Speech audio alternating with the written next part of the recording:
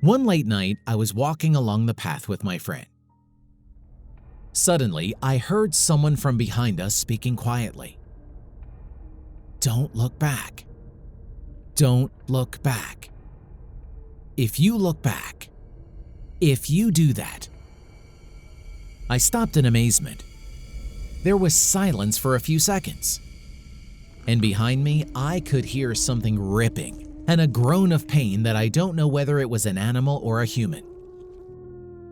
Being seized with fear, I clenched my teeth to stop my instinctive curiosity to look back.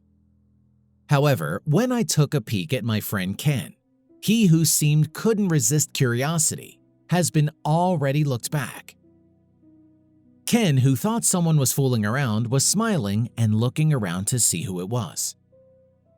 Although we couldn't see around it because it was dark already, he seemed to think it was no big deal.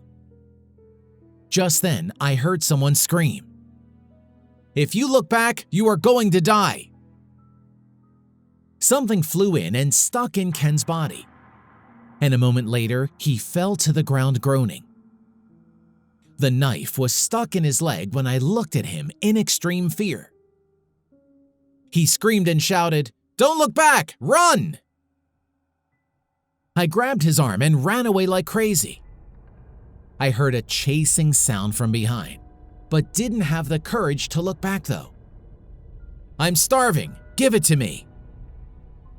The man shouted, and when I glanced back, I could see him laughing, bleeding from his mouth, and following us like a mad, holding a knife in his hand.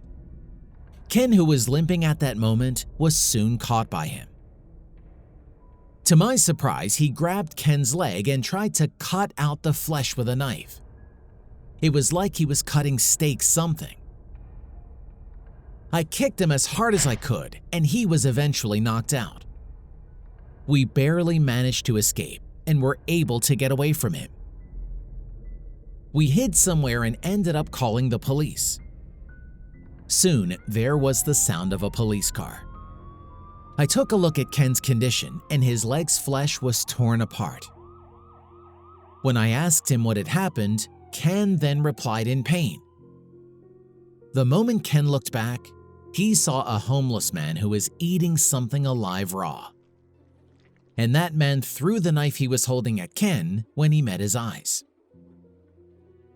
The police later arrested him and also found a man whose flesh had been torn apart from his entire body. It turned out that man was eaten alive.